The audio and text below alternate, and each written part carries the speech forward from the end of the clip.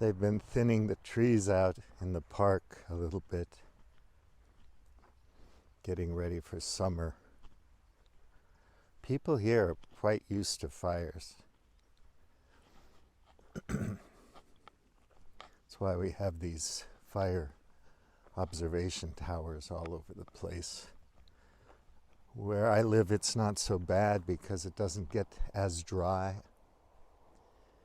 as eastern Portugal, but it still gets pretty dry.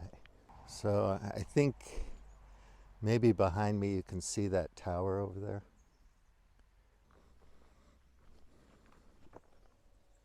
It rained off and on for the last few days, so it's really clean and fresh. The clouds and blue sky, love that. I don't mind if it rains every once in a while over the weeks. Just not like we had this winter where it was raining all the time. I'll never get tired of this view. It's really nice. 360.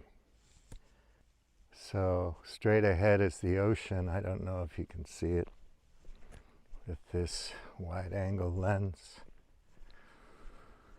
But yeah, there it is, the Atlantic right there.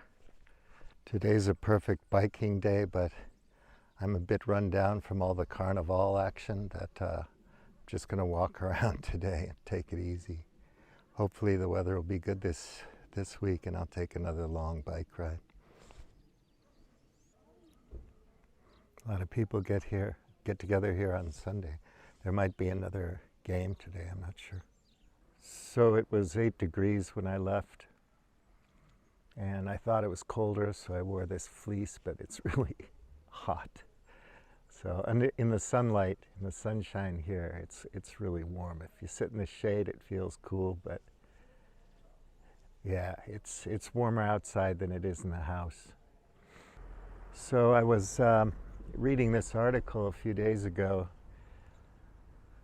I'll put a link to it on the video. And this journalist has been researching and kind of embedded in various right-wing movements in the United States, reporting on them fairly. He's fairly well. He's welcomed in the communities that he talks about. He's not really ideological. He's a good journalist. But he wrote a long piece about basically this thing in the States now where if you're 30, 40, 50 something and you have a lot of money and you're on the right, basically, but I think people on the left, of course, do it as well. I mean, you don't have to really even use that binary. You can just look at people with money who want to go out and carve out a safe space for themselves in some gorgeous part of the United States, Idaho, Montana, Wyoming, Colorado, and other places, Michigan, and so on, where you can find really beautiful places in the countryside and kind of build a fortress or a city-state, something like that, and get all prepped out and prepared for the Civil War or whatever's coming down the pike. And it's very, gosh, it makes me feel so uncomfortable to think that there are a lot of people in the States who feel that way. Because I think feeling safe and secure means that you can live and let live. But I'm obviously a cosmopolitan because I've lived in 7 countries and, you know, I'm a weirdo. But apparently a lot of people in the States feel like they can't live the kind of life they want to live. And whatever fantasy they have about the past, what culture was like in the past, it's just a fantasy because it was never really all that perfect throughout the history of Europeans in North America. Every generation has had its challenges, and there's been a lot of violence in that in the United States throughout its history, and people have hated each other throughout its history. You know, you can look, yeah, just anything you read in American history, you've got lots and lots of enmity going on. Whether it's racially motivated or economically motivated or ideologically motivated, you know, it's there. People tend to hate the outsiders, and there's so much space and freedom in the United States to do that. So people tend to think that, you know, well, I can't live like I want to live with my kind of people in New York City or Boston or Denver or Seattle or whatever. And so, you know, they want to go carve out a niche, and people want to make DAOs, you know, decentralized autonomous organizations to finance, to bring people into the club, and then the idea is that everyone has a right to exit. If you don't like it, you leave and you go to the next DAO. You can imagine all these little city-states. It reminds me of medieval, you know, life, kingdoms, serfs, you know, barons. Whoever had the best armed gang was the boss. Of course, you have divine rights of kings, you have the religious element, you know, to justify everything.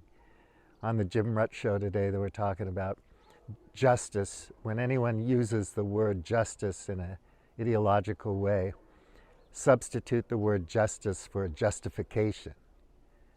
I think that's a good exercise. So is it justified? How do we justify my position? Well, I got lots and lots of money, and I want to live a certain way, and I can't do it with the rest of society because I don't want to live with those people. So I go buy a whole bunch of land in Wyoming. So basically it becomes gentrified and closed off to normal working people who used to call the place home. You can't really fault people with money for wanting to go to a nice place and have a little, you know, steak. But eventually it just becomes inaccessible to normal people. So normal people become service workers. Maybe they join the defense force of one of the billionaires or multimillionaires, whatever the hell. However, it's going to wind up some Yarvan-esque kind of kingdoms all over the place or something else. So the whole idea is you have these crypto fortresses or kingdoms or city-states.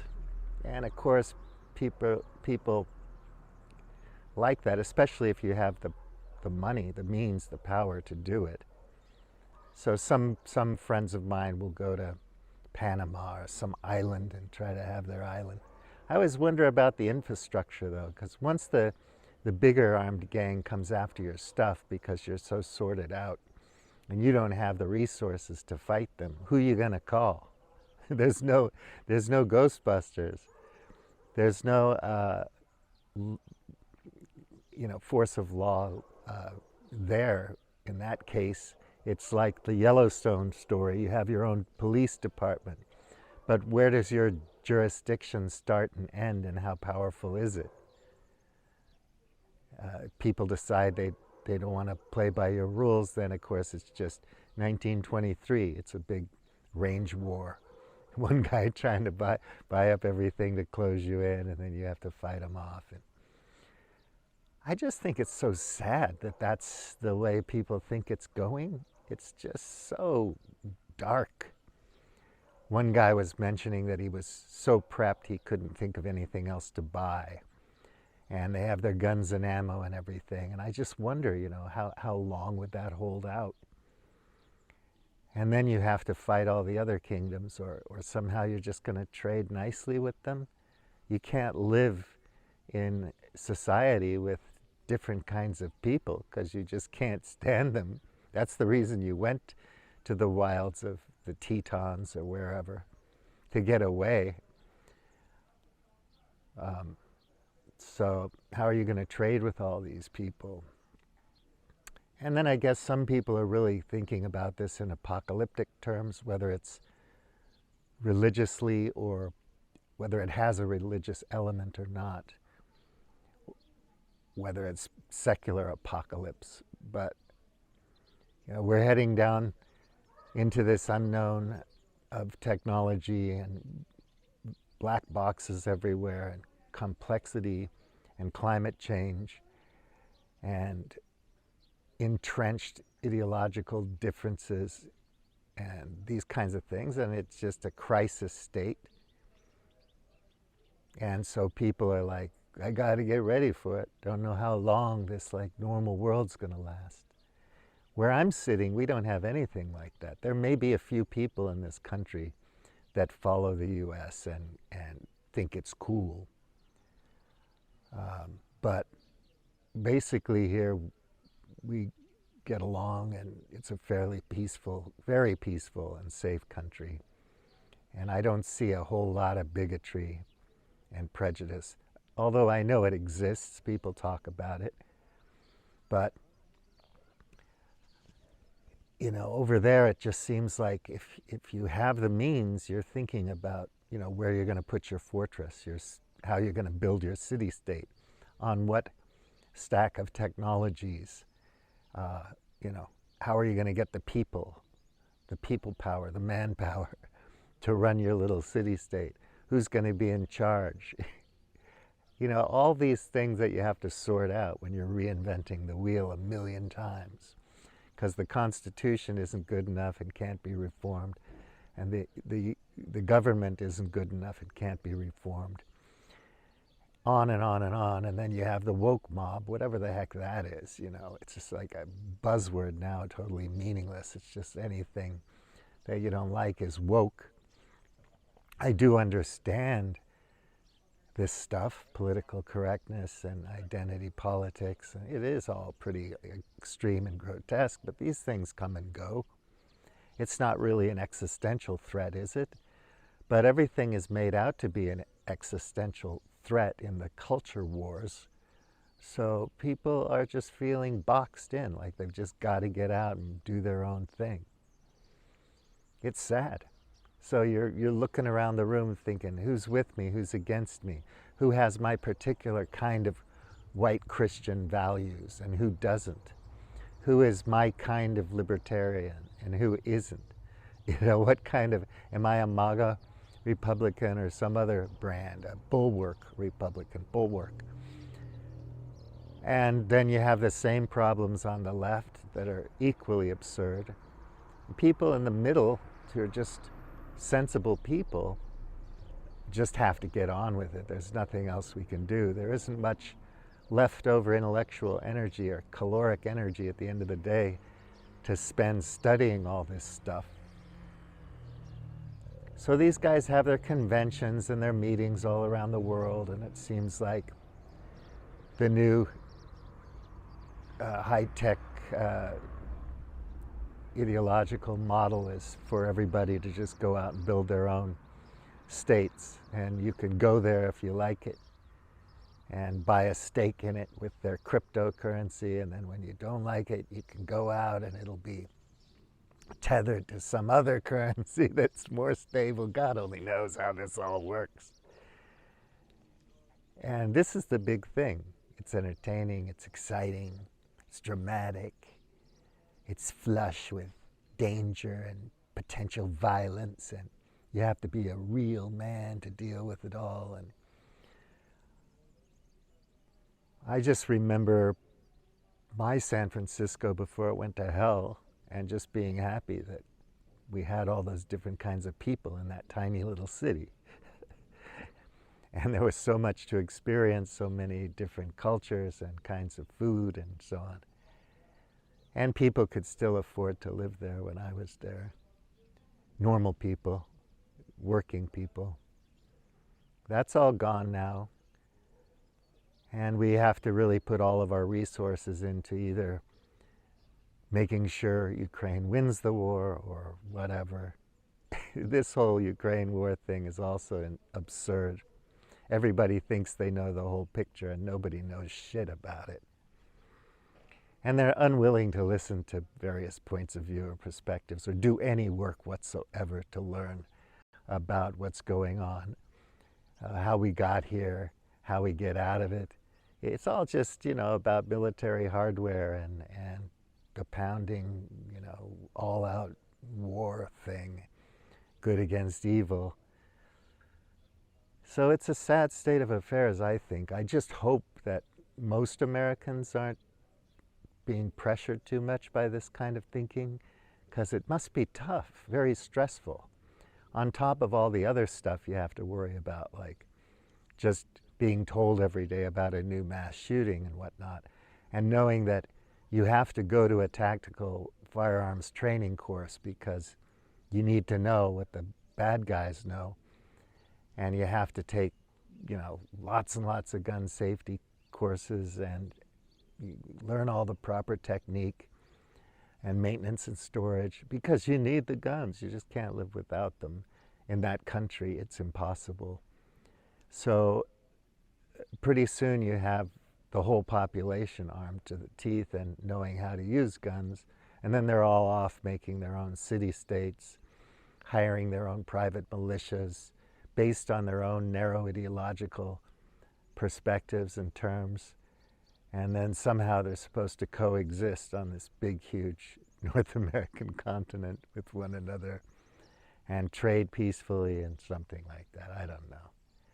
Where do you get the materials for all your stuff? Who runs the data centers? Who builds the computer chips? Or do we go back to the paleo thing? We could have to go back to that if enough bad things happen. But yeah, where are you going to get all the materials and stuff? How are you going to do international trade? People try to, really in detailed fashion lay that all out. But I still don't see how it works. We're having a hard enough time just dealing with the scale of the nation state and the European Union and trading blocs and a multipolar world and so on and so forth. Meanwhile, the United States wants to be the boss, in control of everything. Either the US controls everything or the world burns.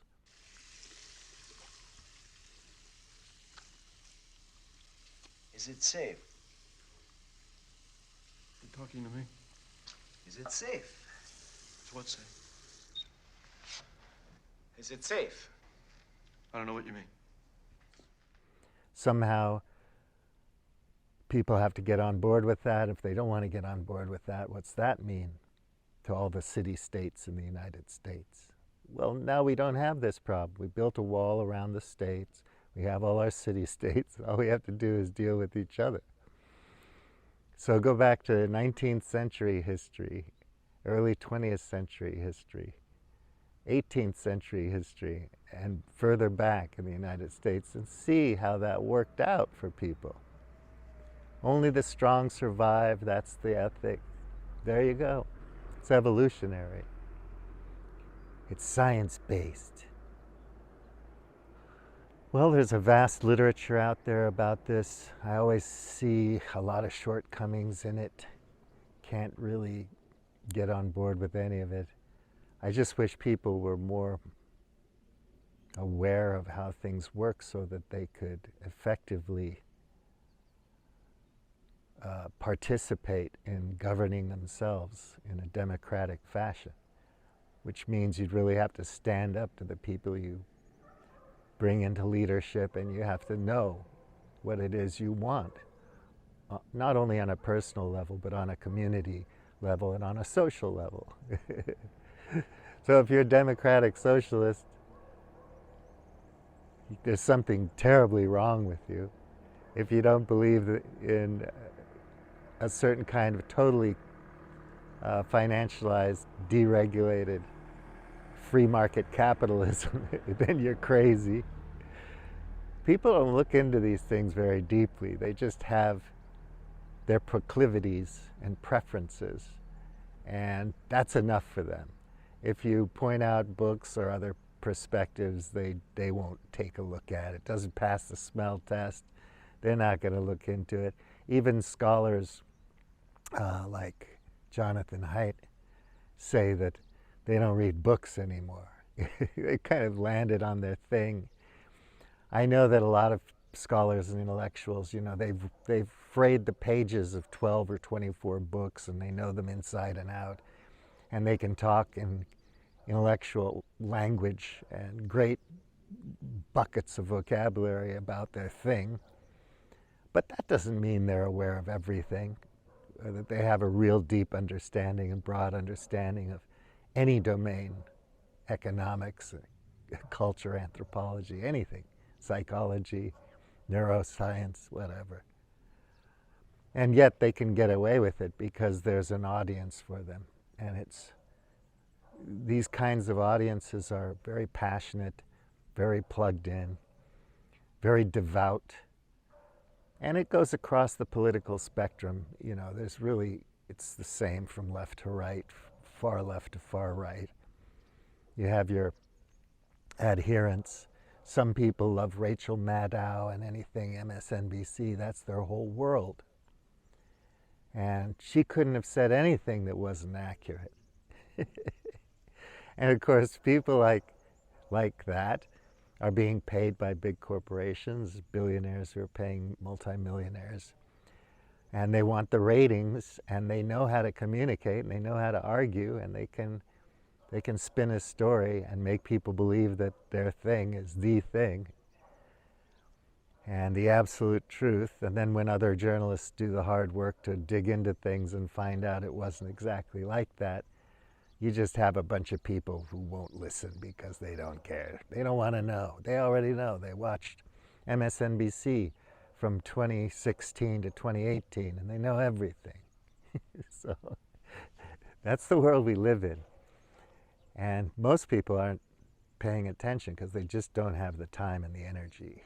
And I don't fault anyone for that, especially when you're struggling just to make ends meet. The U.S. could do a lot of good in the world, but it's committed to its military and ideological hegemon, perspective. They're never going to change. Nothing's going to happen. There won't be a revolution. There won't be a gradual change because as things get more destabilized by all of this, eventually there'll be a tipping point. And then maybe that city-state or fortress out in Wyoming might come in handy for a few weeks, maybe a few months, maybe even a year, before another gang comes along and decides you have too much stuff. Then you have your shootouts and you're wishing you had another doctor or a trauma surgeon, but gosh, we didn't get one of those in our Dow in time. And the hospital doesn't work anymore. Some other gang took that over. You have the Walking Dead, but you don't need any zombies. I think living space, to use the Hitler metaphor, is in our brain. So the more you expand this, the more living space you have. How much do you really need in terms of physical living space? How much can you maintain? How big is your staff? What's your payroll? What's your burn rate? Of course, if you're making tens of thousands of dollars in your sleep every day, capital on capital returns, you don't have to worry about anything. You can be as myopic, narrow-minded, and shallow as anybody. And no one will ever convince you to look into anything because, look, I have all this money. I somehow got it. I inherited it or made it. That makes me special. I don't need to worry about this stuff. I fund the people I want to fund, blah, blah, blah. So everybody else can suck it, basically. You want workers in Wyoming and Idaho and eastern Washington, Montana, fuck them. Have slaves. And if you're lucky, you'll have robots. When they start to weaponize robots and do all that kind of stuff, it'll be interesting because these oligarchs and billionaires and millionaires will be able to purchase this stuff. You won't have to pay a salary or insurance or whatever you have to pay these mercenaries because you'll have machines doing it for you. You just program in what kind of people to shoot and how to tell the difference. Anyway, that's kind of being silly, but I just think it's kind of a sad state of affairs when people think that that's it. So there really isn't this fantasy of the 1950s where there was coherence and cohesion in the culture and people had some idea of what it meant to be an American and have an American dream and whatnot. Of course, all that's just built on propaganda and communications anyway. Most people don't really believe in it unless they're just lucky enough to have benefited from the culture and the system as it was. The 60s was not an easy time, neither was the 70s, the 80s. So, I don't know. If people are determined to make it more difficult and complicated than it needs to be, they will do it. And meanwhile, the whole thing is just about making more paper clips so we can buy them, consume them. And nobody wants to talk about finite resources and so on and so forth. This is just, sustainability is just an empty term now. People hate it. They don't want to hear it. It's ill-defined. Nobody knows what it means. So that's over with. Anyway, I hope you and yours are safe. I hope you guys feel comfortable and safe in your living rooms and backyards. And I hope when you go take a walk in the city that you're happy. When you go to Central Park or Golden Gate Park, it's still beautiful. And yeah, I hope you can get along with people, you know. Like Popper says, you can't tolerate the intolerant, but that's a tough thing to do. Anyway, that's a difficult hurdle. So don't be so intolerant. Try to understand your neighbor, I guess. See if you can get along, see if you can learn something from one another. Be open to other people's culture and see if there's something in there for you. You don't have to agree with everything somebody says, but you can have an open mind and you can look deeply and sincerely into what they're saying and say, you know, there are a few areas here that ring true or are factual that I understand and can get on board with, even though this other stuff I'm totally not on board with.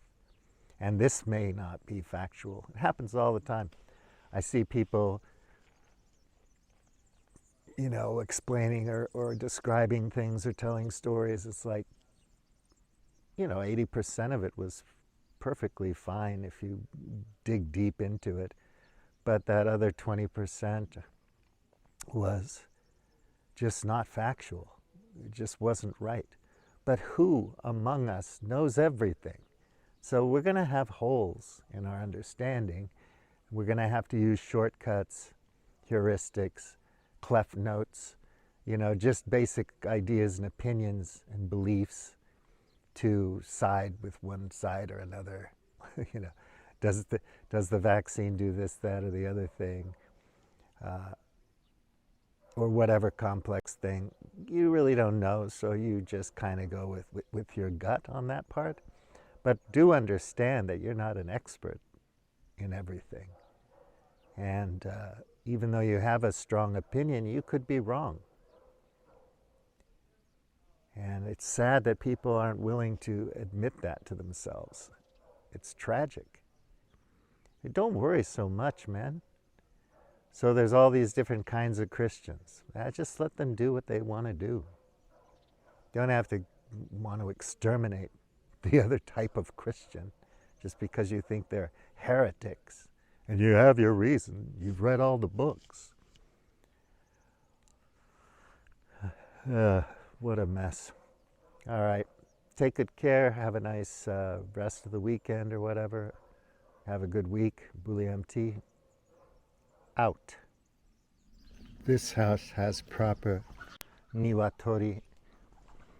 So in Japan, a chicken is niwatori, garden bird, because they just live in your garden. And they go around doing their chicken stuff. A whole bunch of them just went down there behind the house because they were afraid of me. Niwatori, kawaii desu ne. There are the hills. I gotta go back up there this week, weather permitting.